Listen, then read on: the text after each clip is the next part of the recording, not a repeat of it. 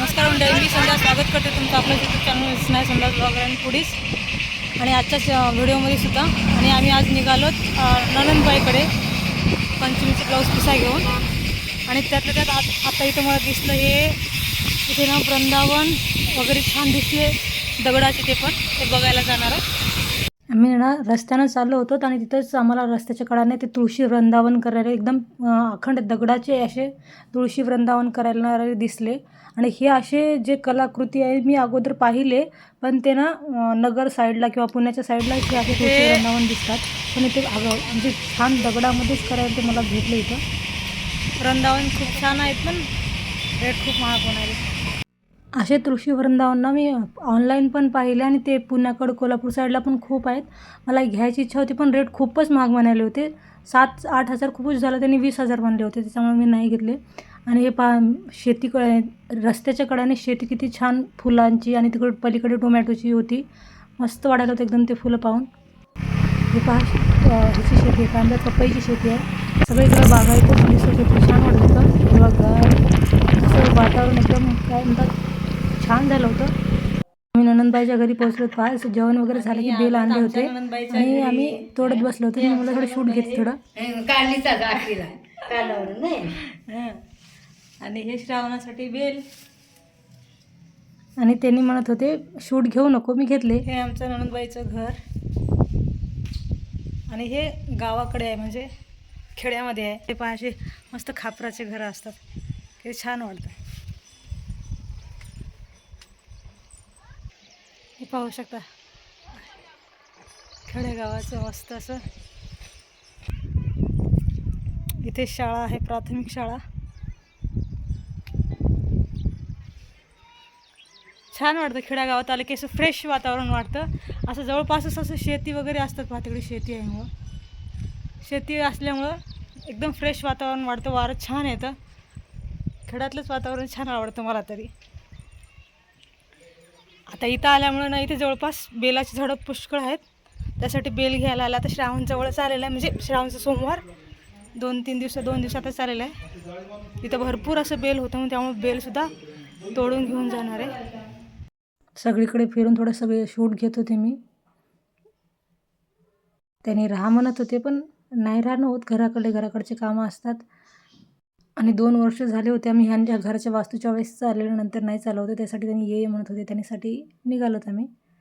त्यांनी जात होते एकटे, मग मी पण सोबत निघाले. बऱ्याच दिवसानंतर दोघंच कुठे गेलो नव्हतो, त्यासाठी दोघं टाईम स्पेंड होते म्हणून सोबत गेलोत. घरी पण काही काम नव्हतं. आणि रस्त्यातच पाहू शकता हे जे सोलार प्लेट्स आहेत सगळे, आणि खूप मोठ्या प्रमाणात बसवलेले आहेत. हे शिवणीचं एक माळ म्हणून आहे, तिथे गायरान जमीन आहे, त्या पूर्ण तेवढ्या माळावर सोलार प्लेट बसवलेलं. ते एक प्रायव्हेट कंपनी आहे, म्हणजे सरकारला वीज विकणार असं काहीतरी म्हणत होते त्यांनी. आणि तेवढं खूप पूर्ण माळाचं एरिया आहे ना, तेवढं गायरान जमीन, तेवढं त्यांनी पूर्ण सोलार प्लेट बसून वीज तयार करणार आहे. ही योजना खूप छान वाटली मला.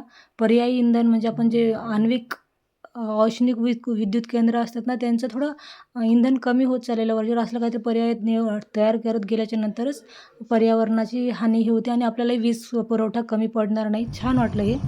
आणि आमचं देगलूर, आमच्या माळावरून उतरताना तिथे पूर्ण देगलूरचं एवढं भारी वाटत होतं की मस्त आहे, पण खूप पसरलेलं आहे. आमचं देगलूर खूप दुरून घेतलेलं आहे शूट, त्याच्यामुळे सगळी देगलूर कॅमेऱ्यात कैद झालेलं आहे. खूप छान वाटते. आपलं म्हणलं की वेगळंच वाटतं. छान वाटलं बघून. मोठं झालेलं आहे खूप देगलूर. मी नंदाच्या घरी येऊन थोडा वेळ झाला, म्हणजे दिवस मावळायला आले आता. आम्ही येताना पहा गावाकडे गेले की म्हणजे खेड्यापाड्यानं किती छान असं ताजं एकदम कवळं काटानं नसलेलं बेल आहे, एकदम छान. एवढं बेल आणलेलं आहे.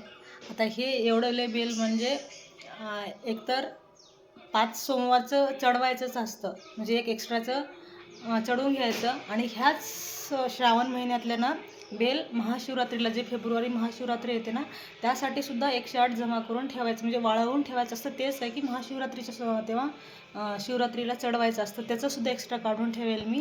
आणि मी वर्षभर टिकायसारखं ह्या वर्षी म्हणजे श्रावणातलंच बेल वर्षभर राहायसारखं असं वाळवून ठेवतो. आणि दररोज महादेवाला एकतरी बेलाचं पान चढवावं म्हणून हे वर्षभरासाठीच हे करून ठेवतो, म्हणजे वाळवून ठेवतो. त्यासाठी हे एवढं लई जास्त आणण्यात आलेलं आहे. आणि एक तर दोन 108चं सुद्धा चढून टाकणार आहे मी ह्यावेळेस, म्हणजे नागपंचमीच्या दिवशी यायच्या सोयीनं. त्यासाठी मी एवढं बेल आणलेलं आहे. आणि हे फुलंसुद्धा आहेत माझ्या जास्वंदीचे पुष्कळ सारे असे. हे आणलेलं आहे तेल करण्यासाठी. माझं तेल संपलेलं आहे. मी जास्वंदीचं तेल तयार करते. अगोदर ह्याचा नुसता व्हिडिओ आहे, म्हणजे मी त्या व्लॉग नाही करत होते तेव्हा नुसतं तेलाचं व्हिडिओ करून टाकलेला आहे.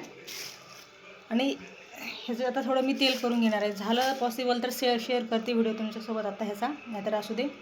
आणि हे बेल ह्याच्यातलं जे गर असते त्याची ह्याला फोडल्याच्यानंतर जी चिकट गर निघते ते सुद्धा थोडं साखर टाकून दररोज 1-2 चमचे 8 दिवस खायचं. त्याच्याने सुद्धा जे कमरेचा त्रास आहे किंवा पाय दुखतात, ह्या सगळ्यांसाठी खूप फायदेशीर असते. बेलाचं फळ आहे, बेलाचं फळ. ह्याचं गर खाल्लेलं सुद्धा खूप छान असतं. आणि ह्यांनी ह्याच्यासाठी आणले की ह्या ठिकाणी ना ह्याला चित्र पाडायचं म्हणे, आणि सगळं मधलं सगळं काढून टाकायचं सगळं, आणि ह्याला स्वच्छ करून ठेवायचं, आणि रात्री ह्याच्यात पाणी भरून ठेवायचं, दुसऱ्या दिवशी प्यायचं. ह्याच्यानं सुद्धा बरेचसे फायदे आहेत म्हणे. आता ते काय आहेत नाही मला नाही सांगितले त्यांनी, पण त्यांनी म्हणत होते की ह्याच्यात जे वाळलेलं बेलाचं फळ आहे त्याच्यामधलं सगळं खराब म्हणजे काढून टाकायचं, आणि ह्याच्यात पाणी भरून ठेवायचं, ह्याच्यातलं पाणी दुसऱ्या दिवशी प्यायचं असं म्हणले. तर बघूत काय होते काय नाही. आणलं त्याच्यासाठीच, पण होती की नाही पाहूत. आणि लोणचं बाईनं दिले. बस झालं तर एवढंच. बघूत आता शेअर करणं झालं तरी ह्याच्यात काय म्हणतात तेलाचं व्हिडिओ शेअर करते, नाहीतर थांबवते. बघू.